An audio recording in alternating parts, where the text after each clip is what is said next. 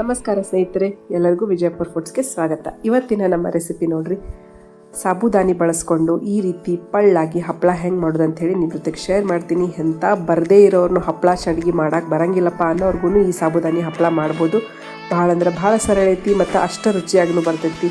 ಎಲ್ಲರಿಗೂ ಭಾಳ ಇಷ್ಟ ಆಗ್ತದೆ. ಆಮೇಲೆ ಇದು ಜಾಸ್ತಿ ಟೈಮ್ನು ತೊಗೊಳಂಗಿಲ್ಲ ನೋಡ್ರಿ, ಪಟ ಪಟ ಅಂತ ಮಾಡ್ಕೋಬೋದು, ಈಸಿಯಾಗಿ ಮಾಡ್ಕೋಬೋದು. ಈ ಸಾಬುದಾನಿ ಹಪ್ಪಳದ ಮೇನ್ ಪ್ಲಸ್ ಪಾಯಿಂಟ್ ಏನಪ್ಪ ಅಂತಂದ್ರೆ, ಯಾವುದೇ ಕಾರಣಕ್ಕೂ ಈ ಹಪ್ಪಳದ ಹದಾನ ಕೆಡಂಗಿಲ್ಲ ರೀ.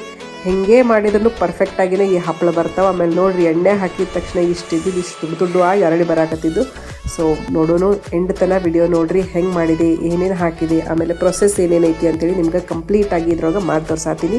ಸೊ ನೀವು ನಿಮ್ಮ ಮನೆ ಒಳಗೆ ಇನ್ನೂ ಬ್ಯಾಸ್ಗಿ ಬಿಸಿಲೊಳಗೆ ಹಪ್ಪಳ ಮಾಡಿರಲಿಲ್ಲಪ್ಪ ಅಂತಂದ್ರೆ ಡೆಫಿನೆಟ್ಲಿ ಈ ಹಪ್ಪಳ ಟ್ರೈ ಮಾಡಿರಿ ಅಂತ ಹೇಳ್ತಾ ರೆಸಿಪಿ ಸ್ಟಾರ್ಟ್ ಮಾಡೋಣ. ರೆಸಿಪಿ ಸ್ಟಾರ್ಟ್ ಮಾಡೋಕ್ಕಿಂತ ಮುಂಚೆ ನೀವು ನನ್ನ ಚಾನಲ್ ಇನ್ನೂವರೆಗೂ ಸಬ್ಸ್ಕ್ರೈಬ್ ಮಾಡ್ಕೊಂಡಿರೋದ್ರಿಂದ ಪ್ಲೀಸ್ ಸಬ್ಸ್ಕ್ರೈಬ್ ಮಾಡ್ಕೊರಿ, ಲೈಕ್ ಮಾಡಿರಿ, ಶೇರ್ ಮಾಡಿರಿ.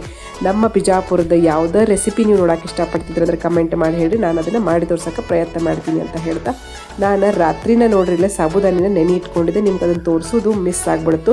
ಸೊ ಇಡೀ ರಾತ್ರಿ ನಾನು ಝಟ್ಪಟ್ ಸಾಬುದಾನಿ ತೊಗೊಂಬಂದಿದ್ದೆ. ನೀವು ದಪ್ಪ ಸಾಬುದಾನಿನೂ ಬಳಸ್ಬೋದು. ಇಡೀ ರಾತ್ರಿನ ಚಲೋ 1-2 ಗ್ಲಾಸ್ ನೀರು ಹಾಕಿ ಅದನ್ನು ನೆನೆ ಇಟ್ಕೊಂಡಿದ್ದೆ. ಆಮೇಲೆ 1 ಲೀಟ್ರ್ ನೀರು ಅದನ್ನು ಏನಂತಾರೆ ನೀರು ಕುದಿಯಾಕಿಟ್ಟಿದ್ದೆ. ನೀರು ಕುದ್ದಾದ್ಮೇಲೆ ನಾವೇನು ನೆನೆ ಇಟ್ಕೊಂಡಿರ್ತೀವಲ್ಲ ಆ ಸಾಬುದಾನಿನ ಇದ್ರೊಳಗೆ ಮಿಕ್ಸ್ ಮಾಡೋದಿರ್ತೈತಿ ನೋಡಿರಿ. ಮಿಕ್ಸ್ ಮಾಡಿದ್ಮೇಲೆ ನಾನು ಇದ್ರೊಳಗೆ ಒಂದು ಸ್ವಲ್ಪ ಜೀರಿಗೆ ಹಾಕೀನಿ. ಆಮೇಲೆ ರುಚಿಗೆ ತಕ್ಕಷ್ಟು ಉಪ್ಪನ್ನ ಇದ್ರೊಳಗೆ ಹಾಕೀನಿ. ಯಾವುದೇ ಕಾರಣಕ್ಕೂ ನೋಡಿರಿ, ಹಪ್ಪಳ ಸಂಡಿಗೆ ಮಾಡಬೇಕಂದ್ರೆ ಉಪ್ಪು ಅಗದಿ ನೋಡಿ ಹಾಕಬೇಕು. ನೀವು ಹಿಟ್ಟನ್ನು ಟೇಸ್ಟ್ ಮಾಡಿ ನೋಡಿದಾಗ ಉಪ್ಪು ಹತ್ತಂಗಿಲ್ಲ, ಆದ್ರೆ ಕರೆದ ಮೇಲೆ ಭಾಳ ಕೆಟ್ಟ ಉಪ್ಪು ಹತ್ತಿ ಬಿಡ್ತಾವೆ ನೋಡ್ರಿ. ಅದಕ್ಕೆ ನೀವು ಸಂಡಿಗೆ ಮಾಡಬೇಕಾದ್ರೆ ಕೇರ್ಫುಲ್ಲಾಗಿ ಉಪ್ಪು ಸ್ವಲ್ಪನ ಹಾಕಿದ್ರೆ ಬರೋಬ್ಬರಿ ಹಾಕೈತೆ ನೋಡ್ರಿ. ಮಸ್ತ್ ಮೇಲೆ ಬಿಸಿಲು ಬಿದ್ದಿತ್ತು. ಸೊ ಈ ಹದಕ್ಕೆ ನಾನು ಅದನ್ನು ಚೆಂದಾಗಿ ಕುದಿಸಿ ತಗೊಂಡಿದ್ದೆ. ಮೇಲೆ ಮಸ್ತ್ ಒಂದು ಪ್ಲಾಸ್ಟಿಕ್ ಹಾಕಿದ್ದೆ. ಪ್ಲಾಸ್ಟಿಕ್ ಹಾಕಿದ ಮೇಲೆ ಚಮಚೆ ಸಹಾಯದಿಂದ, ಭಾಳ ಬಿಸಿ ಇದ್ದಿಲ್ಲ, ಸ್ವಲ್ಪ ಆರಿಸಿದ್ದೆ ಅದನ್ನು. ಭಾಳ ಬಿಸಿ ಹಾಕಕ್ಕೂ ಇದಾಗಂಗಿಲ್ಲ ನೋಡ್ರಿ. ಅದಕ್ಕೆ ಒಂದು ಸ್ವಲ್ಪ ಒಂದು 10 ನಿಮಿಷ ನೀವು ಕಡೆಯಾಗಿ ಇಟ್ಟಿದ್ರೆ ಅದೊಂದು ಸ್ವಲ್ಪ ತಣ್ಣಗಾಗ್ತೈತಿ. ಅಷ್ಟಾದಮೇಲೆ ನೀವು ಇದನ್ನು ಚೆಂದಾಗಿ ಈ ಶೇಪ್ ಒಳಗೆ ಪಟ ಪಟ ಪಟ ಪಟ ಚಮಚೆಯಿಂದ ಹಾಕೋಬೋದು ನೋಡ್ರಿ ಸ್ನೇಹಿತರೆ.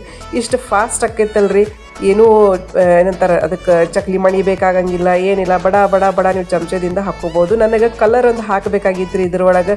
ಸೊ ಮನೆ ಒಳಗೆ ಕಲರ್ ಖಾಲಿಯಾಗಿತ್ತು. ಸೊ ಅದಕ್ಕೆ ನಾನು ಜಸ್ಟ್ ಬರೀ ಸಿಂಪಲ್ಲಾಗಿ ಪ್ಲೇನನ್ನು ಸಾಬುದಾನಿದ ಹಪ್ಪಳ ಹಾಕಕತ್ತಿದ್ದೆ ನೋಡ್ರಿ ಸ್ನೇಹಿತರೆ. ಇವೆಲ್ಲ ಹಪ್ಪಳ ಹಾಕ್ಬೇಕಾರೆ ಮನೆ ಒಳಗೆ ಮಕ್ಳಿದ್ರಂದ್ರೆ ಅವ್ರೂ ಎಷ್ಟು ಎಂಜಾಯ್ ಮಾಡ್ತಾರೆ ಗೊತ್ತ್ರಿ.